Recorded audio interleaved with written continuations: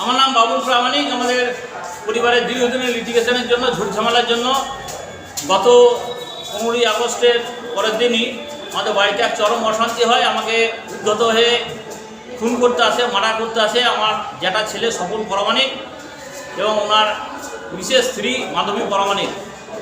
যখন মার্ডার করতে আসে তখন আমরা উদ্ধত হয়ে আর এক ঘরে আশ্রয় নিই।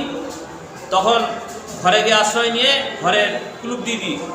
তারপর নিজেকে প্রাণ বাঁচানোর জন্য থানায় ওসিকে ফোন করা হয়। ওসি থানা থেকে ফোর্স পাঠায়, ফোর্স পাঠিয়ে আমাকে রেস্কিউ করে। কিন্তু প্রশাসনিক তরফ থেকে এখনও পর্যন্ত কোনো স্টেপ নেওয়া হয়নি। অথচ এটা ভয়ঙ্কর কাণ্ড, এক দুঃস্বাভাবিক কাণ্ড, বহুদিনের ঝুট ঝামেলা। এটাকে প্রশাসনিক স্তরে তোলা হোক, আমি এটা সরকারের কাছে আবেদন করছি।